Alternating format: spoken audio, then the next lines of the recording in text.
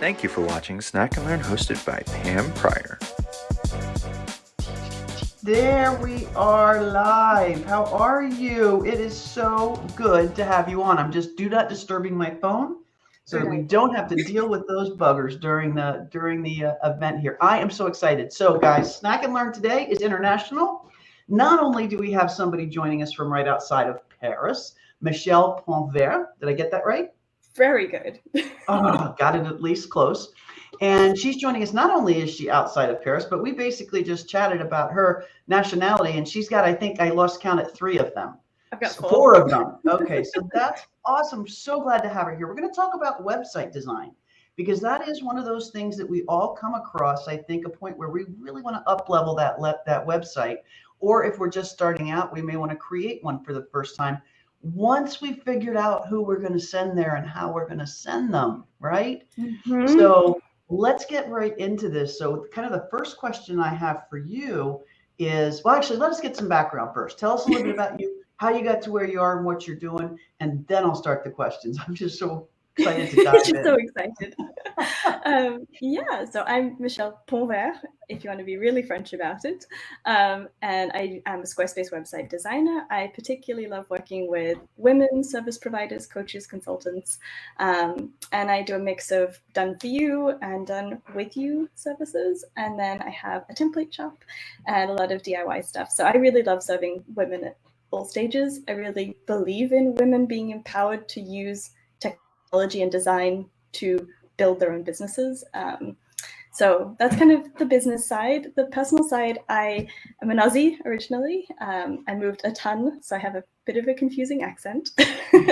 And I actually went to film school. That's my original sort of training. And I was a set decorator for film and TV shows back in LA, which is where I met my now husband, who is French. Thus, I live in Paris.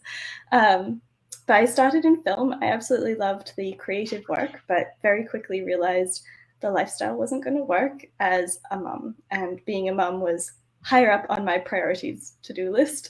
So I basically left that career behind when we moved to France and jumped into marketing and wove my way through marketing and kept falling into websites, which strangely enough have a lot in common with film. There's a visual sense, a storytelling sense, and a lot of practical project management problem solving. So all those skills have transferred actually quite lovely into that's a connection I wouldn't have made. That's a really good idea. You're designing a set, really, a website design as well.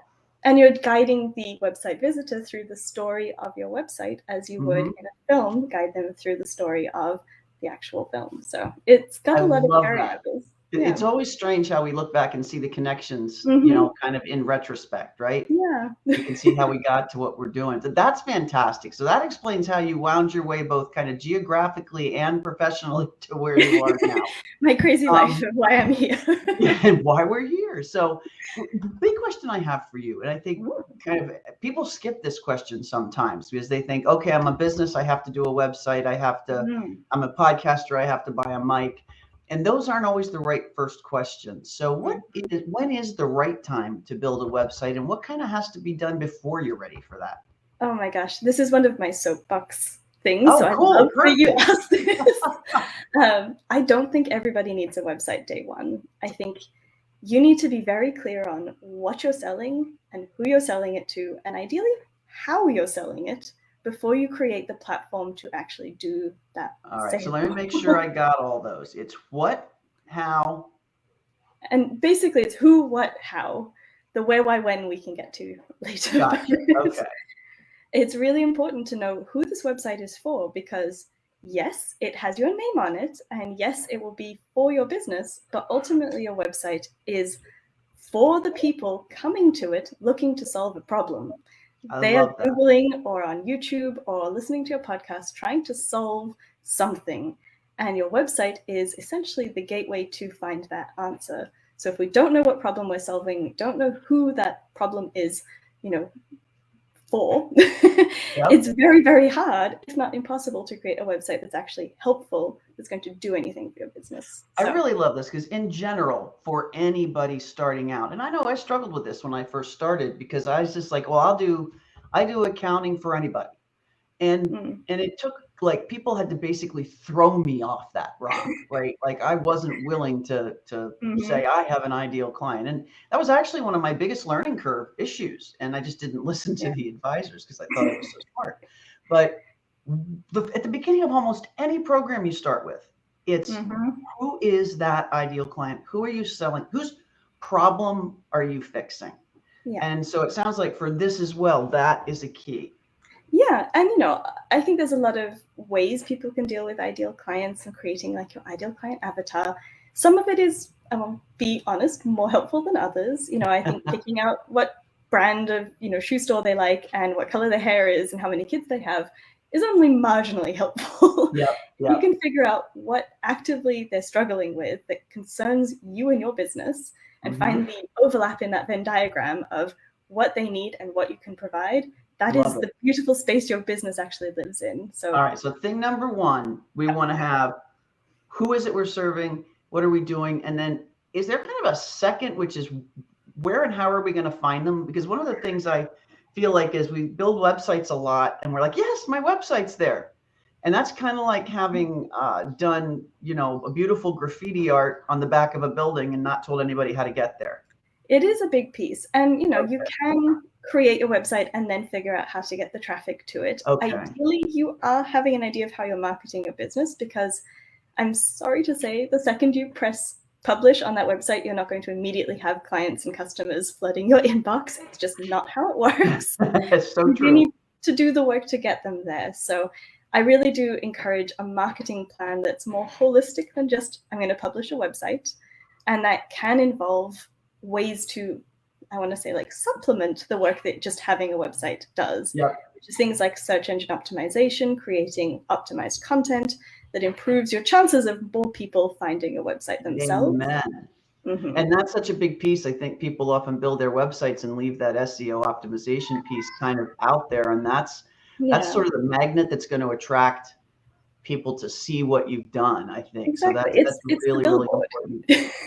And the way that looks, guys, is if you hire a website designer, sort of be aware of this. Website designer will build your website, work with you to design it. And we're going to talk a little bit more here about how that process works. But there's work to be done after that website is up. So, from your happy CFO here, budget for that. Do this when you can, when you're ready to do the website, but do it also when you're ready to have a little bit of maintenance cost going on, because you'll have changes you'll want to be made. You may or may not do those yourself.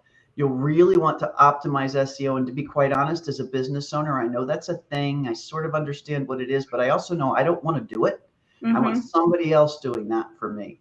So you may find the same thing. So these are all kind of things to think about as you go in. So let's drop in a little bit.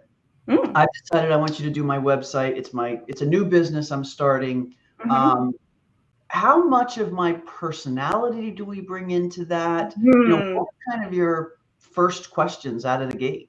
Yeah, so we're kind of inching into the world of branding, brand strategy, and visual branding in terms of personality. And that is a big piece of your website. It's a pretty much impossible task to make a website that has no branding in it. So they come very hand in hand.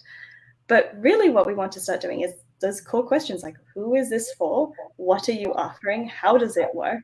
And then what is the flavor of this business? And that is where you can come in if you're a personal brand. Like I'm a personal brand. My website is Michelle Pontvert.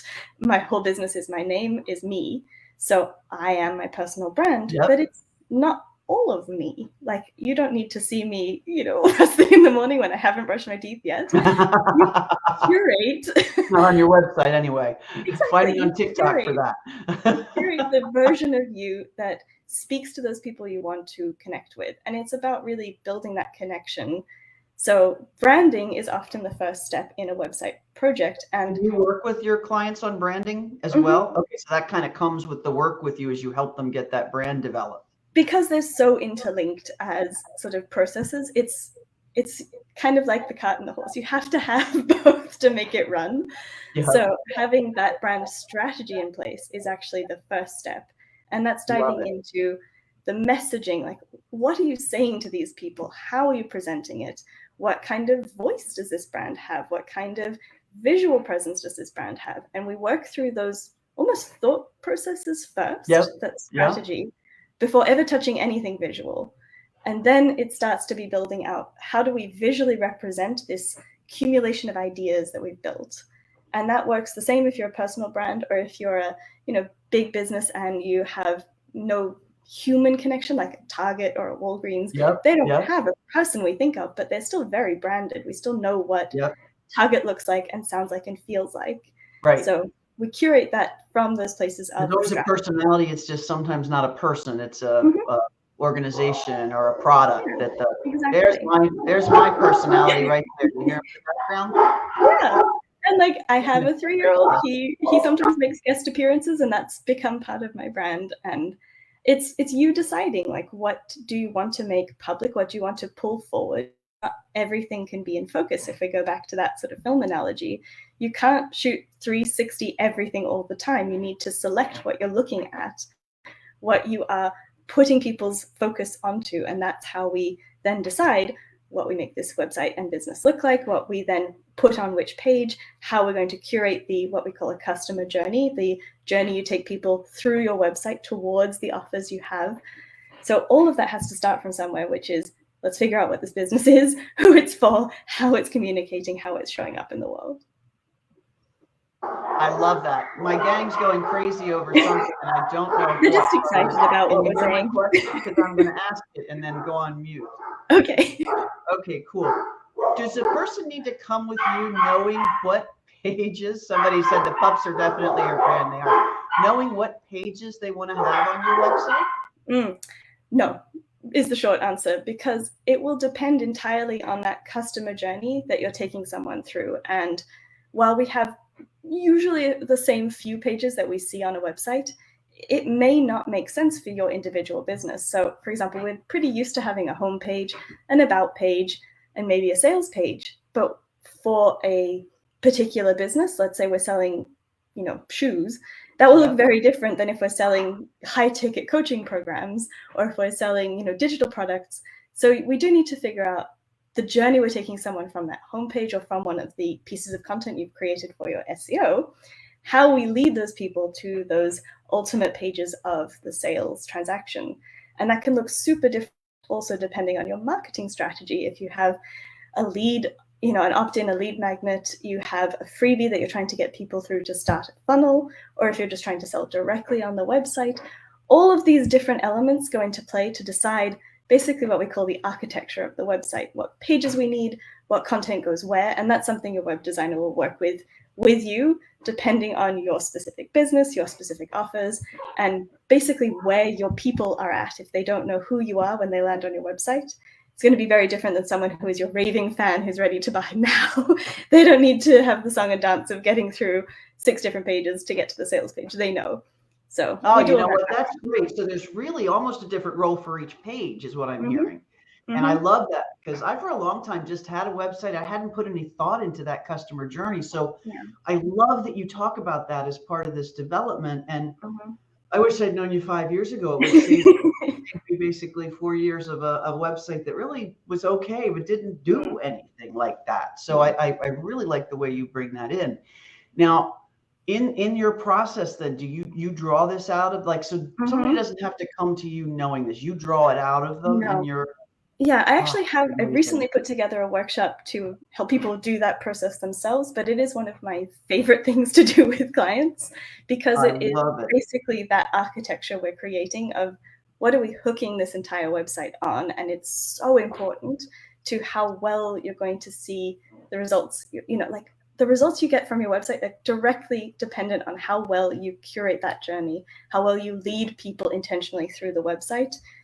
It's the only sort of main thing we can control on how well all of those transactions are going to go. So it is foundational. I'm absolutely loving this conversation, because another website I built is for a charity that I'm the treasurer for, and a very dear friend of mine runs. And we never went through this thought process. So I actually just dropped a comment in for the founder of that charity to get in touch with me, because I want to connect us and have a conversation on hiring you to do ours for that same reason. We never went through that thought process. And it's been an okay site when we send somebody there to donate, or we send somebody there to sign up for something. But I think if we really, I think we could get a lot more out of it than we currently do. So, I think I challenge everybody listening to this, whether you're live and on replay, to really think about your website today. So Mm-hmm. you heard Michelle say a lot of things, but to me, the biggest thing is when somebody lands there, wherever they land, what happens on that page or series of pages that they're going to go through should follow the customer journey that you want them to have based Mm-hmm. on where they are at that moment. So if somebody you just met, you want them to go through maybe a certain place on your website. If it's somebody that's been following you for a long time and is ready to buy, they might go to a different place. And Mm-hmm. those pages could have very different moods and feels to them. Yeah, and that's really the work that you do over time as you get to know your offers and the funnels you've created and the audience you've curated. But going back to your sort of charity example, it's also really helpful to have the idea of like, okay, if we're sending people to sign something, perhaps there is a specific place we want to send them. We have an intention behind where we're sending them. So sending them to a homepage with 80 different choices is going to have a very Which is different what we impact do, basically, than as a opposed specific to a landing page video just that's going to compel them to donate. Because it will, but the video's, there, but it's not, we haven't strategically thought about it. So this is really exciting for me personally. Basically, we're all humans overwhelmed with a lot of different things. We may look at our websites on our phones these days. Yep. We don't want to overwhelm people with choice. We want to be the guide of our own website and intentionally lead people through that journey, through that story of getting to know you and go deeper and deeper, letting them take the sort of decision to move forward each step, having like micro commitments every time they move to the next page. They're going deeper and deeper. They're falling more and more in love with what you do, how you do it, and what you're selling.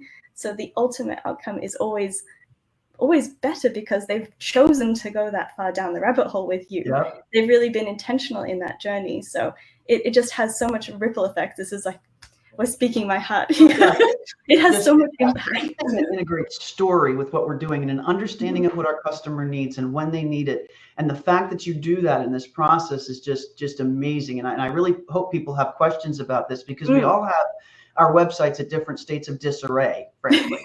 It's just never one of those things where you go, yes, it's perfect, I love it. There is no such thing as a done website, though. Yeah, that's kind of one of the points I want to make. Your customer's journey is going to evolve. Your journey is going to evolve. So it's one of those things that's a virtual representation of you, and it really is a pretty important asset in your business. So the way you approach it is just amazing. So tell me how people can, I think I know, but I'm going to share it anyway, how people can get in touch with you and what might be helpful to them. Guys, Michelle has offered a free 16-minute course. Anybody can sit still for 16 minutes for the folks listening to this, whether live or on replay. So make sure to write down this particular link and check it out. But where else can we find you, Michelle, and connect with you? Yeah, I mean, I'm a web designer, so it would be a bit amiss to not say, go check out my website. I have tons of free and paid resources there and a blog that I contribute to every week these days with lots of advice and, lots of trainings there that you can access. I'm the only Michelle Pontvert in the world, so I'm everywhere at Michelle Pontvert. It's that's really handy. Yeah, so Instagram, Facebook, all those places, I'm the only one. So pretty awesome. Easy. So I'm definitely going to check it out and have Trish check it out too. But the thing that I'm hearing is, truthfully, no matter where you are in this journey around your website, if that's one of those things that's been in the back of your head, it's a great time to reach out to, find out more, find out how your story could possibly be converted into that website you really want to have. I know I recently had mine redone with some folks I'm really happy with. Took me on a very similar journey this way for my business website. And I loved it. I wouldn't trade the experience for anything. So I love Michelle's approach. And I really hope you guys reach out and connect. And if you have any questions for Michelle, drop them in here in the comments, whether you're live or on replay. We'll ping her to make sure she can jump in and answer the questions for you. And I am so thrilled that you took the time out, especially I guess it's not evening yet. What is it, about 3, almost 4 o'clock there? It's 5 o'clock for me just now. 5 o'clock. Okay. So it's cocktail time for you. Oh, I wish. And after breakfast snack time for us here on the East Coast. So I can't thank you enough for coming on and sharing all this wisdom. Well, thank you so much, and thanks for letting me geek out about my absolute favorite subject. I love it. So michellepontvert.com/converts. It's MICHELLEPONTVERT.com/converts. Take that 60-minute training, because you can bet that I'm going to be looking at that for our charity here right as soon as we hang up. You guys all have a fantastic Thursday. Wow, it's Thursday already, and we're in August. My gosh, I just don't know where it goes. But you guys have a fantastic Thursday. Thanks for joining us. Ping me at the bottom with comments. Love this. Love being able to highlight our members here in this on a regular basis. And guys, connect with each other. That's the value of this community. So glad you're all here. Take care and have a great week. Well, thanks so much for having me. All right. So long now.